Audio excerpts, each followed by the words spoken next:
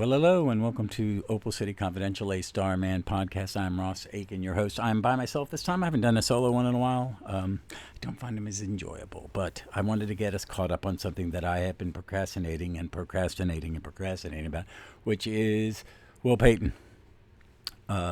Work, life, breaking a foot this year, being kind of going through all that. I've not done a Will Payton episode in a while. Because part of it, I will be honest, and I've probably mentioned this several times on the podcast, that I was having a rough with the way the book was ending. It's been rough for me because I really enjoyed the book, and I've struggled with it since Roger Stern leaving. There were a few issues that I did like, and I did like what was happening with Kitty and Phantom Lady, and bringing in a love interest for Will, but a lot of other stuff, it just wasn't hitting right, and I only had so much time and so much bandwidth, and this podcast ultimately is about Jack more than the other Starmen. It's his journey that has prompted me to revisit all the Starmen and find more Starmen and Star Women and Star Girls, Star Spangled Kid, stuff like that. So I've decided I'm just going to pull the Band-Aid off and man up, or podcaster up, and cover the last two arcs by myself. I want to just talk about those and as we get toward the end, talk about how much I love Will Payton as a character. And then we'll do the Eclipso story where he dies, and I will probably have a guest for that. I do not know yet. So I want you to bear with me while I do this, because I'm going to be doing 3 issues, and I'm going to try to do them real quick. I'll have pertinent data and stuff like that. I'll record separate and insert as you don't need to know how it's made. But this is going to be, it's 11:30 at night on the 4th of March. It was March, yes, 2026. I'm up. I fell asleep at a friend's house when I was supposed to be helping babysit. It's embarrassing. I'm an old man. I fell asleep in the middle of the day. But I need to get this done, and tomorrow is Easter, and me and my wife are going to do something Easterly, which I don't normally do, but my wife would enjoy it, so we're going to go and spend some time together. But I also have to edit this podcast and get Captain Carrot ready. So this will drop later this week, and followed that a week later by another Jack episode. I've got a few of those in the can, and then I will do the final 4-part arc, and then the Eclipso, and then I'll do a Will Payton overview.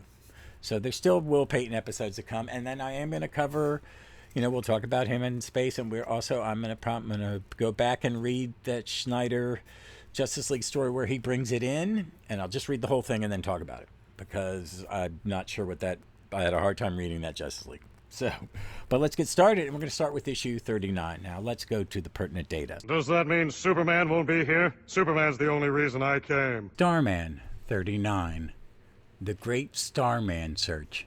Synopsis. The deadly villain PlasMax returns to Phoenix and begins a ruthless spree of violence against anyone who answers his question of whether they are Starman. He indiscriminately kills those who answer both yes and no in his desperate hunt for the true hero. William Payton tracks the killer's trail, which leads him away from his home base. The investigation culminates in a journey towards Las Vegas to confront the growing threat.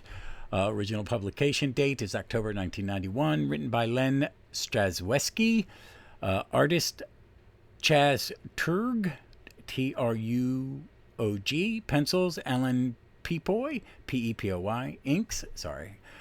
Cover artist Kevin McGuire, Joseph Rubinstein. Pudding.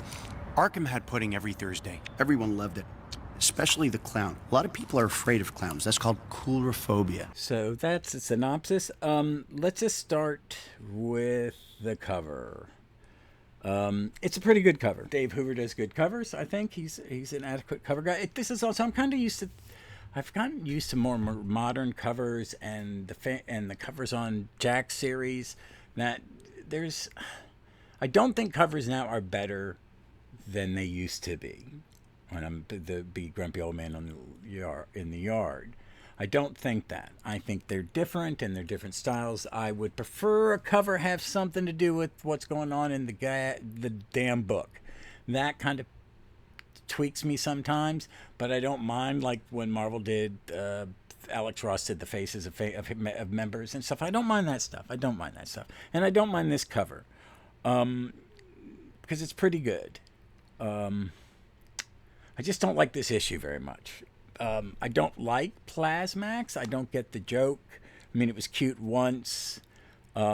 This one, it's...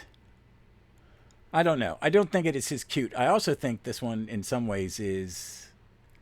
This story gets a little creepier. And in a good way. Like something with PlasMax... Because the whole premise of the story is PlasMax back, and he's looking for Jack, and he's killing people while he does it. I do want to talk about Chaz Trug's art. I really liked it in spots. I really did. It's a little more. It's reminding me of Joel McCrea. Joe McCrea. Oh my God, an English comic artist. I'm a blank on him. Or the guy that did Hitman. That art. It reminds me of that a little bit, but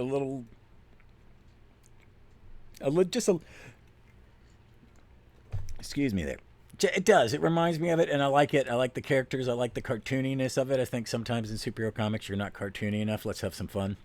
I say that about Dave Gibbons. I think he's one of the greatest comic artists of a generation. I think he has this unique style, but it is very... it's realistic, but to me it also feels like I'm watching a well-drawn cartoon. Unlike what we had. We grew up with everything was real rough and stuff. But this is good. But I like it. I like it.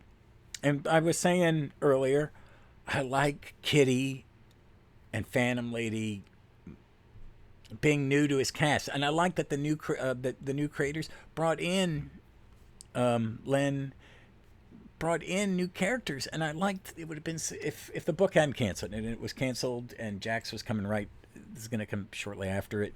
And I'll talk about other ideas of Starman that were put out there. I've got an idea for an episode, but this is near. It's I don't know when they knew the end was, but they're still working this, and it's Phantom Lady, and they're having this nice conversation. It doesn't pass the Bechdel test at all, in a way, because she's testing, helping her train, and Kitty is helping Phantom Lady train, and they're having a personal because they've just had this big adventure with Jack, and now they've all become friends, and I like it. I really do, and I like that they're friends, but they're having this conversation. She sees that Kitty has feelings for him, and they're talking about it, and it's great. And like she's, besides who could compete with Rampage, the hottest Amazon in the neighborhood? Kitty, I think you and I should do what women have done for centuries to relieve frustration: power shopping. Okay, that's the last one of this conversation. So there's the past. But, they're talking about Power Girl, and Kitty thinks she's competing with them, and it's like, and I just liked it. I'd liked that to go out and have a girls' night. It's some of the late 80s fashion. I'm having flashbacks to my post-college years. And my early years of working my ass off. But I'm just having flashbacks. But it's nice. And they're in the store, and the store they're in is the PlasMax guy. PlasMax, he's in a trench coat. No one knows it's, but he just comes in, people are talking to him like, and he asks the clerk, "Are you Starman?" And he's like, "No, I'm not Starman. I've never met the gentleman." And then he attacks the guy, and that's when Phantom Lady and her civilian ID starts fighting, but she's got her ray guns, and she zaps plastic, and he just gets bigger, crushing the store. But they go outside. The place is plugged, and Kitty comes out in this very nice black dress, looking very nice. Comes out, sees the store's been destroyed by Phantom Lady as she's fighting PlasMax, because and then we get a one-page panel of PlasMax. I kind of I know they were going for humor, and it is silly. I'm a fan of the a Batmite story. I will not lie. The Batmite stories in the cartoon Brave and the Bold are absolute genius. If not overwritten, there are a couple that are overwritten, but it's fun, and these are fun. But we get a one page, and it's PlasMac, and I like it as Kitty going, "PlasMac, the inflatable assassin, the stupidest bad guy." But you know, it is what it is. So this is coming right after War of the Gods, and I'm gonna go back and look. I would love to. I need to read that, and the Omni's going to be reprinted, I think, sometime this year because Vibes 1 and 2 of Perez Wolfman are being reprinted, which is great because I have not read them in a while. I've read some, and I had the pleasure to be on a Wonder Woman podcast with Sean. We got to talk about the first Silver Swan story in the modern era. It's just great. I'm a big fan of the post-crisis Wonder Woman's my jam. I still got to read some of the later, like the new, like Rucker and some of those, but that's on the agenda in the future because I need to read a little more Wonder Woman. But Jack's just come back from War of the Gods, which was at a Wonder Woman centric, written by George Perez event. Which I remember being good, but I haven't read some of that stuff in 25 years, 30 years. But he's flying back into town. Phobos tapped in some of his fears. He's a little worn out. He's too tired to go upstairs, so he flies in the window and lays down on the sofa. And he's woken up by his sister Jane to tell him that PlasMac's out there. Jane, it's so serious. Jane and Chaz is drawing Jane a little different, and I will say this: that this is some, as I'm going through it, and I'm looking at it on the app because I sold my run because I've got to make room for all the other crap I buy, and I gotta, I'm trying to build this library and then stop. I think I'm getting there, but this art is I'm really liking the art in this issue. The more I look at it, so she wakes him up and say PlasMax is on the thing, and they're talking about where it is and what it's heading, and there's a rodeo event, and Will goes, I knew it was too easy last time. He's still alive and out to get me. And Jane asks, what are you going to do? If he's looking for me, I'll tell him where to find me. Directory assistance. And he calls a rodeo, and this is such a Silver Age thing, and he shows up, and he's gonna go to the rodeo. And him and Phantom Lady and Kitty, they're all on horses. It's very silly. He's wearing a white cowboy hat, and PlasMac shows up and grabs him. And he gets put inside PlasMac, and while Will's in there, he turns on the power, and it causes PlasMac to belch fire, and Starman, one of the cowboys, gets caught on fire, and it's not a bad, he's rubbery, so it's very cartoony, and I think they leaned into the cartooniness in the art a little bit more. And as I'm talking to you about it, it's like it's a little slapstick. He pulls on him. It's elastic. He holds on to while PlasMac is trying to hold a flagpole so not to get pulled away. He's just stretching. He snaps back in place, and they have a little battle. And it's very kind of tongue in cheek. Police try to clear the area, and the crowd's like, "No, we're going to watch this." So Starman is fighting him, and then PlasMac covers the whole stadium, and he's going to eat everybody. And he goes, I can't burn him again. I'm almost fried the crowd. I almost fried the crowd last time. This drains me. But he does it. He keeps building, and he gets in there, and he pulls on the power, which makes PlasMac stretch until he pops.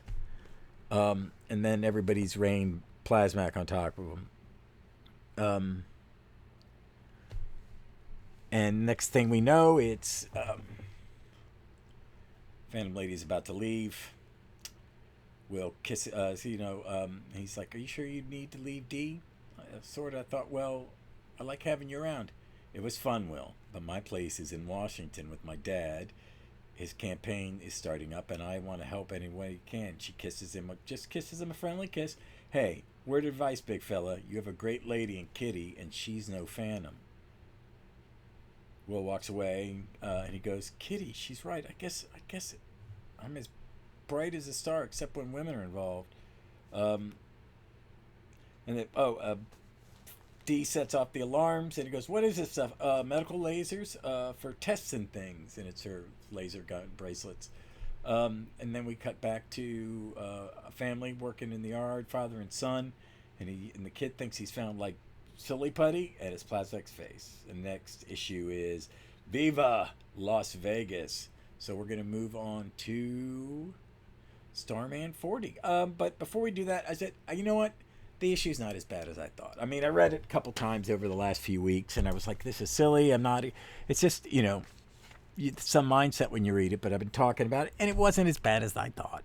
It's a little fun comic. A comic should be fun. So let's just move on to, all right, episode 40.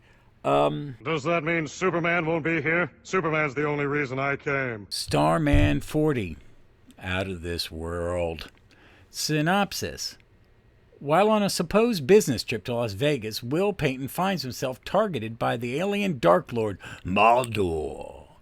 Maaldor uses his vast cosmic powers to manipulate the reality of the city, bringing various objects and even casino mascots to life to attack Starman. The hero must navigate his surreal and deadly situation while protecting innocent bystanders caught in the crossfire. As the chaos intensifies, Will realizes that this is not just a random encounter, but a calculated test of his abilities.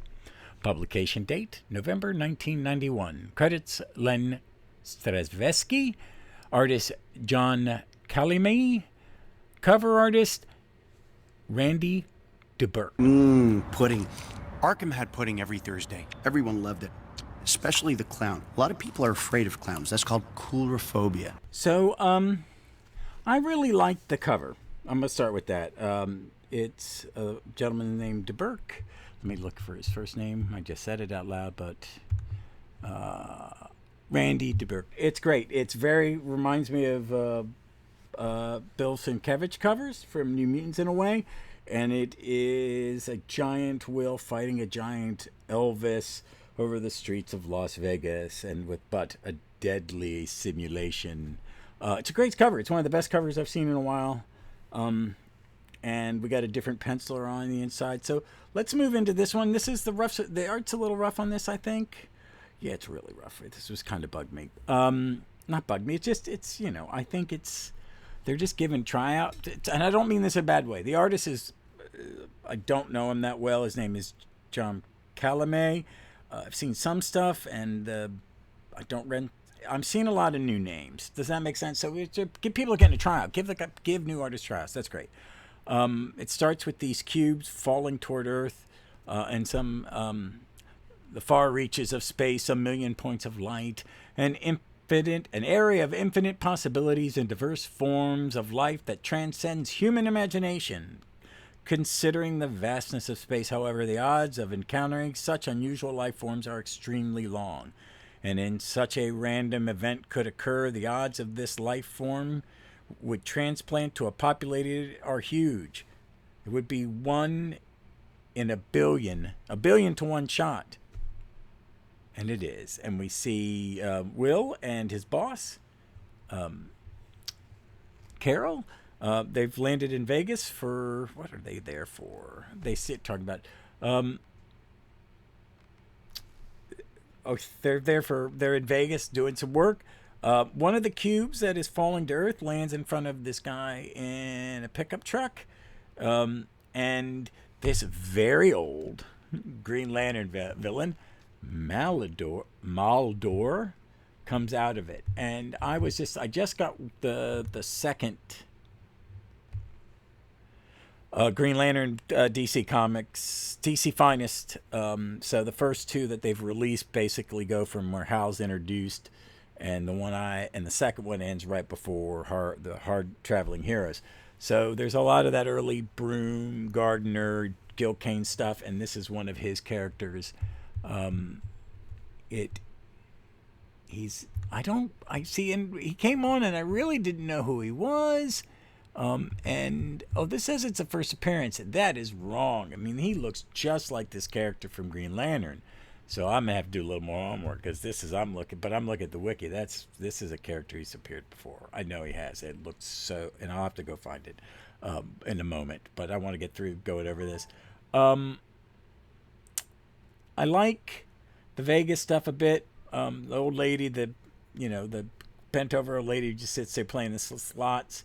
The human that Maaldor met, he's now being possessed by Maaldor, and he comes in, and he jumps out of the guy and jumps into the lady. The cowboy disintegrates, but the lady bashes up the machine, and then Will's up in his room and he sees cars flying, so he comes out and he finds it's the little old lady at the slot machine, and she's tossing people around.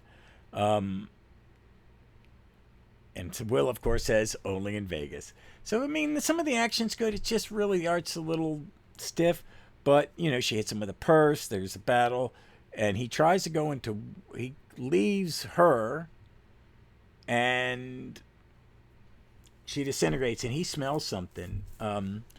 But he's going to do a little detective work. He's flying away, and he keeps trying to hide from Carol that who he is. He gets dressed up in the worst, like cowboy boots, jeans, a shirt, a frill vest, and a hat, looking kind of silly. But they're there to do business, and talking. The guy that they're working with wears a cowboy hat, so Will's not as dumb. They go to the stage of legends where there's a Charlie Chaplin impersonator, a Marilyn Monroe, an Elvis, a W.C. Fields, and I don't know who is the person with the crown. But he goes into the Elvis impersonator, Maaldor, the pink gas. He grabs Carol by the hair, and you see his face look like part Maaldor and part Elvis. And that fight continues. So the Elvis impersonator and Maaldor makes some of the slot machines come alive, and they destroy a big part of the casino. And he goes out into space. He flies out, and realizes that Maaldor has taken over the signage. So the old cowboy and the guitar, all these giant famous neon signs in Vegas start happening, and that is the cliffhanger. And it's not a bad cliffhanger. And I like the idea of the giant statues and stuff. I just felt the art was a little rough. It was okay. I don't know what they're moving to, because Carol's here, and Carol, Carol gets revealed. I'm a spoiler, but this book's 30 years old, 40 years old. So this is where Carol finds out he's Starman. So it gets. I see where they're working for to change the story up. He's got a job with Carol, and he's good at it, and it's not screwing things up. And he's getting to a lady. I think they could have done if they knew they had longer and they're doing. I think they would have done better things, because Len, the writer of this comic, Len's a good writer. I've read good comics by him. I don't think he had the support. This really feels like bad editorial, and hands-off bad. Like, I'm not going to do anything to help you improve the book. I'm not, but that's just me. I'm going to go back and reread the back issue with all the wonderful articles, and kind of look at, before we close the books on Will and his run. But let's move on to 41. Another great cover by, hold on a second, my app's a little off. The art's a little better in this one. I'm looking forward to talking. Does that mean Superman won't be here? Superman's the only reason I came. Starman 41, The Final Wager. Synopsis. The cosmic entity Maaldor brings his game to a climax by forcing Starman into a literal final wager in the heart of Las Vegas. The stakes of this extraterrestrial gamble are nothing less than Starman's own life and the safety of the world. Will must use both his energy powers and his human intuition to outmaneuver the godlike being in his own twisted game. Publication date, December 1991. Credits Len Skadowski as writer, John Calumet artist, and Randy DeBurke cover. Pudding. Arkham had pudding every Thursday. Everyone loved it, especially the clown. A lot of people are afraid of clowns. That's called coulrophobia. Let's talk about the cover. Mr. DeBurke did another cover, and it's just a giant neon lighted, like a neon sign for Vegas, giant ones, crushing Starman, and he's broken. And I love it when they bring the logo in, and the logo's been destroyed and falling. And this picks up right where we left off. The buildings are all being possessed by Maaldor. I will say this: the art is a little better. It's a little better. I think it's a little more finished. I think the inking it's got. I don't know. Calamies aren't well enough to know what's of his shining through and and how much of the inker is helping or hurting. I feel the inking is in this issue is helping because it's so much cleaner. It looks better on the digital. I mean, the art looks cleaner. The lines are smoother. It doesn't look as it looked a little rushed in the last episode. But he battles the sign. I don't know where what casino is. The giant goose that attacks him. Then it's the cowboy and cowgirl sign are trying to crush him, and he's blown stuff. And he's trying to protect people. And the crowd just going crazy and kind of rooting for. I don't know who they're rooting for because it's kind of confused. But I'm Maaldor the Conqueror, and his whole face takes over one building, and Will's he's fighting their car. There's cars coming after him. It's just all these different signs. And it's like Will's like he's talking to, and it's talking to him through the signs. I have conquered galaxies, and I'm taken over souls. Yeah, and this is Will saying, yeah. And if that's so, what do you want with Vegas and these innocent people? I want power, risk, combat, entertainment. Oh, okay. Oh, he reminds me of somebody. And he's like, boy, you're in the entertainment capital of the world. So he pulls that's right. He's been poisoning everybody. Pulls himself out of everyone and into Will. And he's like, why possess those frail forms when I can have you? And then there's this great double page spread, and there's, remember, the flashback is in this Green Lantern. It shows him, he's battled, for untold 1,000 years, I've ravaged galaxies until conquest itself became dull. And when I became Maaldor the Possessor, and I breathed the life into the stars again, the cursed guardians and their green lanterns drove me and imprisoned me, and now I am free. But he's inside Will. Your powerful form shall be my substance. Don't count on it. And he expels him. I don't think he threw him. Maybe blows him out. No, this cannot happen. Only once before was I rejected. One possession been rejected. Times change, pal. You're washed up in the possession business. No, I will take the entire planet if I must. Leave the planet alone. If you really want a challenge, face me in your true form. I'll wager my body against your surrender, and that I can beat you fair and square. And he thinks to himself, I hope to hell I know what I'm doing here. And he turns into that form, and they start fighting. And he asks him, what one of your planet's big events, Earthman? Something like that. And by the way, my name is Starman. Starman. Ha ha ha ha ha. At least he has a sense of humor, and that's Will thinking. So he goes back in there. They set up the event. Will is just he's playing a good Clark Kent here. He's talking to Carol, and Will disappears, and Starman returns, and it's Maaldor is drawn, and I will credit the artist. This was a Gil Kane created character, and he's leaning into Gil, and that is a good thing. It helps. There's a sense of continuity in the character, and there's some pages that are very much like the bottom of 12 and 13 being a one-page spread of Jack just decking him, and the whole fight scene that goes into 14 and into 15, and then slowly. It's a 3 or 4 page thing where they're battling on the street, they take to the air, and then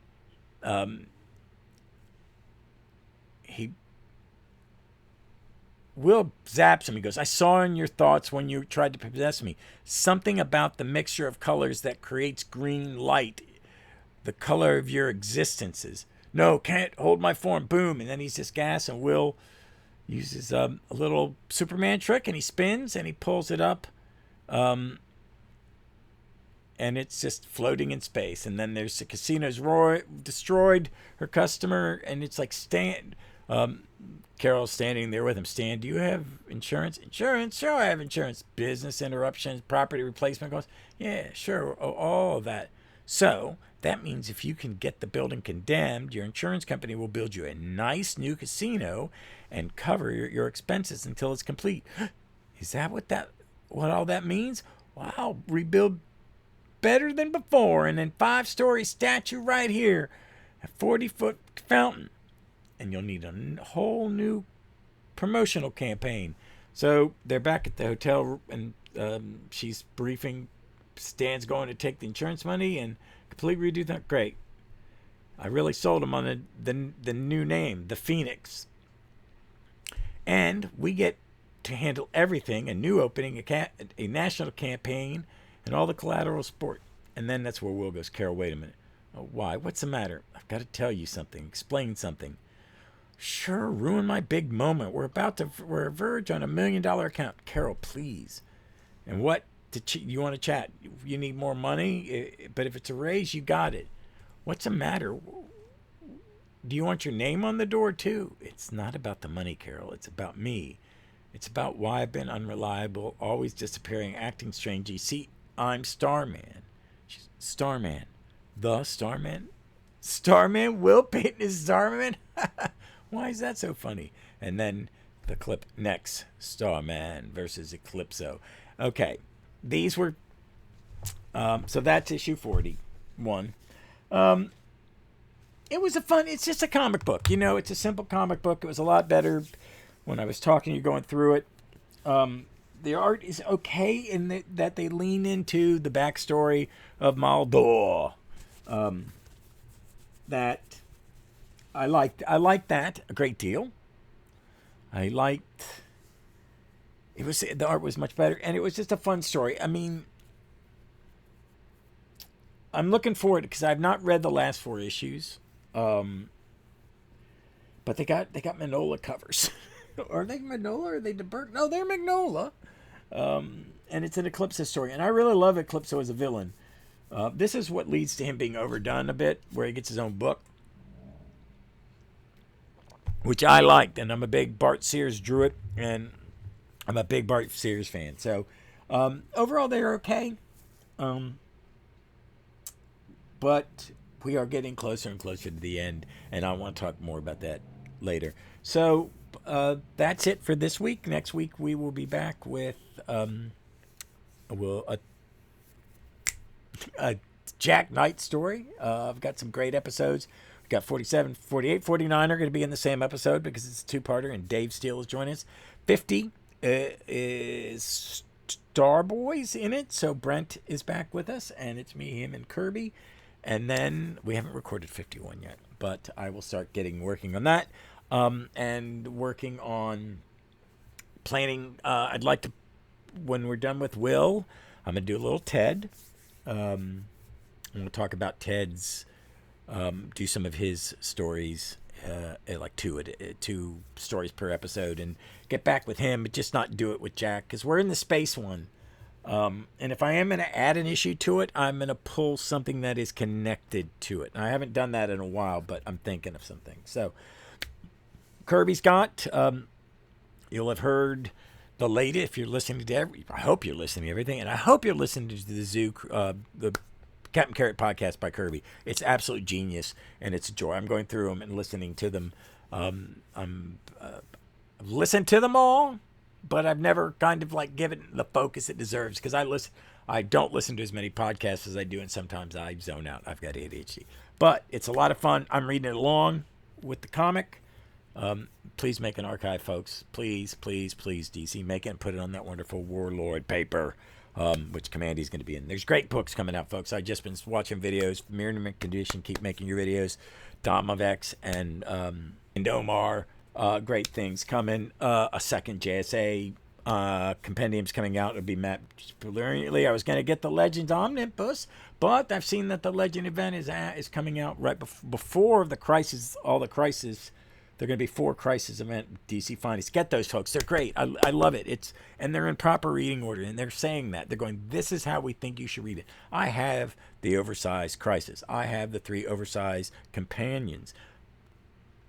But I'm getting all the event stuff in DC Finest. So I'm not going to get the Legends Omnibus because I want the better mapping. And I think their mapping of compendiums is just mind-numbingly brilliant. And a lot of fun. I am in the middle of my not in the middle. I'm 20% because the fifth volume's coming out. I'm almost 20% into Milestone. I recommend you get the compendiums. They're really available. They're still out there. They're list. I see them that you can get them. They're well worth it. The way they do it, and I've said this, I think they'll do a couple issues of one book, go to the next one. So you're not just flipping and reading or publication order. You're doing little bit half arcs or stories or something you tie in a bow, even if it's one issue. And I'm in the last 4 or 5 issues in the first volume. Zombie is rough. It's hard for me. I don't dislike it, but it's just not as good as the other books. And it's only run 16. And I think I'm getting close. But it's a lot of fun. I've enjoyed it. So I recommend, if you're not, my recommendation this week will be, please read the Milestone. Check it out. It makes everybody think of Dwayne McDuffie, and that's a good thing because he was a gift and a godsend to comics. Wonderful, just wonderful person, it seems, and just loved comics and brought a lot of joy what he did with creating the Milestone universe and his cartoons he wrote and his comics he wrote. So enjoy it. But it's also got early Crisscross. It's got John Paul Leon, who I love, and other great people doing the art and writers. Just wonderful stuff. All right, as always, please be safe, be smart, please be kind to one another. Really, really be kind to one another. I cannot stress that enough. It's rough right now with everything going on in the world, and comics are my outlet, and talking to you all, talking into the void, is why I do podcasts. It's for my mental health, and it's been a rough year, and I've been up and down. Thank you, Kirby, and for being a good friend and coming on to be a permanent part of this podcast, because it helps me out and it allows me to take a breath. Same with Melvin over keeping me on keeping Gallifrey Most Wanted coming out and reminding me how much fun it is. I've just when Vic lost, some of the joy of doing Gallifrey's Most Wanted went away, and Melvin reminds me, and Melvin and Dan and Mark, and doing some with Jeff, and I'm hoping to do more soon.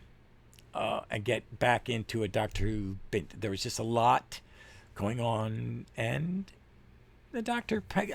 I love my Star Trek. I love my Doctor Who. I love my Supernatural. I love all that stuff, but I kind of go in and out of them, and so I give them all fans. So, but be kind to one another, share your nerdiness, and read some comics.